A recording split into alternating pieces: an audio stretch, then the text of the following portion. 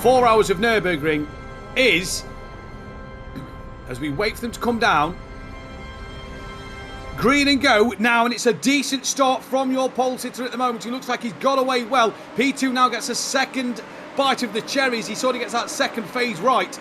Coming down in towards turn one though, all side by side still. Bit of contact there between second and third. Spinner, that is Michael Simpson from the United Kingdom, who is around. A bit more argy-bargy between some of the back runners as well. And a few cars all coming together just door to door. Nathan Edwards in the green Porsche managing to avoid some of the contact, but already a spinner at the outside of turn one. That was a bit late on the brakes from him into the back of P2, which sent him round. Maiko van Luck, the Belgian driver, currently sits in car number 2, and there's a bit of drama there. Can't see for the grandstand. That is Luis Vazquez from the United States. He's now around in the LMP2 Pro Am category. That is just coming out of turn 4 and out the Mercedes-Benz arena. And big damage for car number 5. That looks to be, sorry, car 20. That is the Danny Bunchu from Switzerland, who has got some significant damage on the back of his car already down in LMP3. So we'll have to see what happened there, because we kind of missed it. He's going to struggle to get that around to the pit lane. Yeah, he really is. It's going to be a tough one to call. We may see a full caution yellow here on this opening lap, but I mean, he's got, the majority of the field has already gone past him. I think that may be a request for a tow there from Danny. Yeah, look at it. There's just nothing. I don't know how he was able to get it to where he got it, to be fair. Oh, just a huge pile-up right in the middle of the field. Didn't really do anything. You're just a passenger. It is back to green here as he comes down to the line now, and we all start to get underway, and they're already 3 or 4 abreast coming down in towards turn 1. What disasters this could possibly spell for us. As look in the background, still 3 or 4 wide, and they all come through. One sidewards. Hopefully we're not going to go back under a VSC again. But Paolo Vinicius there was a car that was all out of shape. Coming through turn 1, there's a Porsche now spun around at turn 1 as well. And oh my days, it is chaos here at the Nürburgring today. Coming through Mercedes-Benz. This is the second racing lap that we are having here. And more carnage for all the cars, as there's the Acura going up the inside of what looks to be the BMW in towards turn 3. And Brandon Mosby is the car that was spun around after turn 2. Ashley, again, you know a bit more iRacing than myself. Surely that would have been back on the car for us to see. Surely he's not lost that part of bodywork again here, as he's into the back of the BMW, who is P3 in LMGT3, spins him round at the final corner. And the BMW of João Fonseca off at the final corner. Maybe rear end damage on that car. This is going to be an absolute slam dunk penalty for them. Yeah. Completely in the back there. But he may not lose too much time with the lack of bodywork. More LMP3s behind him. I was just looking at the LMGT3 cars behind. That's Van Luck, who's pulled away a little bit from the BMW. And Waslam there manages to get the move done. No guarantee. This is the Unity car going at it. 4P1 with Kitsune. Kitsune have got ahead of Unity here for this first position. More easier, and there's an absolute pile-up. It's involving the Ford Mustang and the Porsche that was battling earlier on. There's the Acura that has gone around. Another Porsche rejoining now, and the other green Porsche. This is what's happened. So round the outside of turn 2 in the Mercedes-Benz arena, Ford Mustang on the outside. Does he just chop the nose off? Nah, I'd say there's a car's width left there. It just looks like the Porsche ran into the back of him. And then the other green Porsche just wants to drive through a car that's parked there. I'm not sure how the Acura and the other Porsche ended up off there. Probably wondering where they got these two commentators from, as Oliver, your race leader, having a fight then with that of Pelota in the IRL car to the outside of turn 2 now. Great battle for the lead overall. The LMGT3 car just getting in the way and kind of boxing in that of Oliver Hagstrom, who now loses the lead to Ossi Pelota then. And that was a great move into turn 1 and track smarts there, using the slower LMGT3 car. B, is this going to be a move? Oh, it is. Behind an LMGT3, comes through turn 2. Breaks into turn 3. That's the Corvette just in front of him. And is the rear just going to go... Oh! It's the Corvette that has the spin. So... And it's, I tell you what, the Moose is going to be swallowed up by a load of LMP cars. And big contact from one of them onto the rear of the Screaming Moose car there of Kepper's. Rear bumper off. And it took another LMP car with it. Oh, that's something. Oh, that's broken. We started the race, virtual safety car. We're going to end the first hour, virtual safety car. This is what happened. And oh, was that the race leader who hit him? It was, yeah. It was the overall race leader. And there was just cars everywhere. And I tell you what, that is, I have to say, that is a little poor from the race leader there. And therefore the closing speed, they just wouldn't have been able to predict it as well. And he tried to avoid him, but just couldn't. I'm struggling to see why he's tried, you know, like the closing speed, yeah, but... And one restart, which have both been chaotic as well. And we are green here now to get back going in this race. I want to say it's not the greatest getaway up front, but it's neither a great getaway for the LMP car. Look at Oliver dropping down the order, 3 wide in towards turn 1. And Oliver, best of the breakers, down he comes. They all get through relatively squeaky clean. A little bit of door rubbing going off at turn 1, but nobody around at the moment, as there's a spinner, and it's the impact car of Sam Miller who's around and drops down. NOP of Oliver, by the way, is getting 2 places in 3 corners, so he's on it for this restart already, managing to try and get up the pack. He gets a run on the Gazix car just further up the field. Here is Alpine by XLRL, and there is Oliver for NOP round the outside. It's as if the pit stop didn't even matter, because he's only 2.5 seconds off the back of the Iron Lynx car after the restart. Getaway, and that is key very much as cars are off in the background. Who is that? Brandon Mosby for Impact. Yeah, Brandon Mosby round. That's dropped him down to 6th place in category. And here comes the rest of the field. All trying to get through. And they always drop the rear again. Oh, that's put to Van Look off the circuit as he avoids the spinning Brandon Mosby, who just lost the rear of the car, literally the corner after he'd had a spin. Maybe just overdone the tyres. And there's more carnage. The Panda's in the wall. And I'm not sure what happened to him. Did he just lose it on the outside curb? There is the screaming Moose being overtaken by some LMP cars. He would dictate it. Is what is happening here? That's Ivan Chambers round. That's the Ford Mustang backwards again, and he's rolling backwards. I think he's just rolled out the way to be able to spin the car around. But Ivan Chambers there, as the rear bumper drops off the McLaren, well ahead of the Mustang. Oh no, you just kind of know what's coming, don't you? Yeah. It is. Door was left open. That's the and only the thing I Audi say. Van Look then taps the Mustang around. Oh, here is the Alpine leaves the door just open a little bit, and that well, it didn't allow the car through, and that is the Velotti car. My days, did the Alpine just squeeze enough at the final corner, and he comes right across. I'll tell you what, Velotti's going to look right around the outside in towards turn number 1. Great move there on the outside, gets the inside for turn 2, and that is Senna Bockhoven there who makes the move on the Alpine car. Great overtake here in LMP2 Pro-Am. What's happening here for Michael Loeffler? Down to turn 1, rising Panda. Oh, and just clipped there. Oh, synchronised spinning. And who is that? That's Nico Loikkanen for the Delta by Tri-State, getting spun around as well by an LMP3 car. Overall, and that's another big off. Rico Kohlmeier for Revolution. They were currently sitting 5th. They're now going to lose that as well as their front bumper, and he's going to have to wait to rejoin the circuit here. Just trying to figure out what part of the circuit that is. I can see the Mercedes-Benz Arena sign in the background there, so that to me looks like you're about to head onto the long back straight through Hatzenbach. Yes, indeed. So come ho and bit curve. Too much speed. Ooh, now that is something you don't often see. Maybe they're going to try and go to the hour mark again in the LMP2 category. Here come Unity then of Mattis shot here. Up the inside at Dunlop hairpin. Lovely little move from Unity, and that's put them back into the second. Into the lead of LMP3. That was a very strange one. As here we go, change for the lead. Iron Lynx on the outside of NOP in towards turn 1. And great move there from Marcus Beifeld to retake the lead. He tear the tyres to shreds as that's a car round. That is not Alexis Gonzalez. It is Rico Kohlmeier for the Revolution car. And they are 7th in LMP2 Pro-Am. 4 laps down. Oh, steady, steady, steady. So apologies for that one. It's because it didn't say pit on there anymore. I thought he was circulating. He's not. So I assume they've decided to retire the Wildfire car.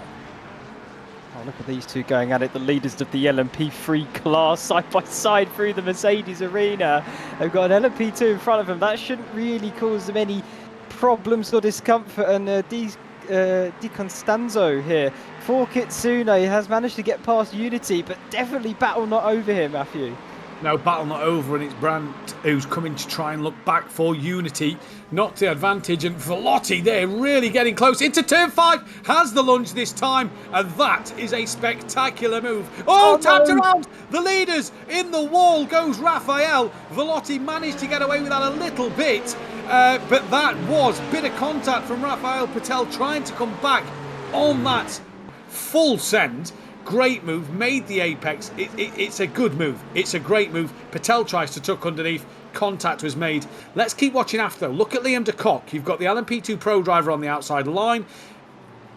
Yeah, runs a little deep, does Liam de Kock, into then that of the Pro car. Here comes Michael Loeffler trying to get past the Italian job into the chicane. They're now going to have an LMP2 for good measure.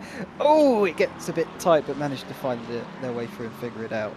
And they're trying to get them done now. Christian Pereira has pulled off the circuit. Now, what is that for? This could pull out possibly a virtual, if not a full-blown safety car. Virtual safety car is coming. So what happened here? He was already off the road. 8. Oh, that's the Iron Lynx car. So what has happened between the LMP2 Pro Am and Iron Lynx? Has this been something together? 2. Iron Lynx car. Oh, has a spin on his own. Rolled. Oh no, he's rolled. He's rolled into the path. I'd love to see. Oh, look, round he goes. Look, just hold the brakes. Hold the brakes. I think he's still spinning. 3 hours and 19 minutes of pure drama. They're already 3 or 4 abreast in the background as we go green for possibly the final time. That is a great restart from wherever the green and black car of Gazex is, who has jumped several cars down into turn 1. Squirrely is Sam Miller, who's into the back of several cars, and they're all off at turn 1. And that is the effect of cold tyres under the brakes. Hard into turn 1, and around goes Sam Miller, and I believe he took 3 others with him. There's more dramas happening through the Mercedes-Benz arena of turn 2. That is Aria Best, who is having a struggle there, and now that of Joran Engelen is struggling with a couple of LMGT3 cars, as well as a couple of prototype cars in the way at the moment. Delta Racing have managed to get the gap. Frida Sport have jumped up at the order as well, and side by side goes Lucas Basser here in the red and black car, and a lovely little move there, but a tap on the rear just from the car behind manages to stay as they are. Iron Lynx still in the pits. Here is Ishmael, who's looking to make up moves. Remember, started from the pit lane, did the 99 to the outside of Dunlop, and he's not going to get it done around there unless he can slingshot out the exit. Nope, no good there. Up over the curb, we saw cars struggle at that stage, but already another frantic and chaotic race start. Third restart of the race. This is a look back at Schwarz here. So this is what maybe happened. There is Van Luck in the Audi, who just has to avoid the back of the Lamborghini, and bang, then a double tap between both of them. So easy to do, especially later on in this race. Your adrenaline is still high, but your endurance is obviously starting to suffer a little. Oh no. Oh, that's the 33 hard into the wall on the replay. He's managed to keep his $100, I think, today, or a bit more than $100, because that is going to be looking for that up and under, and he now pulls to that inside line. The Porsche tries to come across and cover it off, but he can't because the Mercedes has got so much overspeed on the exit of the corner that he goes up the inside. Is a full car length near enough in front as they break into turn 1. Porsche later on its brakes, round the outside he goes. It can be done to have that inside line into 2 as they enter into the Mercedes arena, and the Porsche stays in front once again. Hawkstra at the moment defending for his life with 27 minutes to go. The Mercedes throws it up the inside of turn 3, and the Porsche will once again have turn 4 covered off by that inside line. But this is a great fight between the top 2. Having a look now as they make their way through Hatson back the kink of 12 up towards the chicane. He's going to be side by side here, Matthew. He might have him done.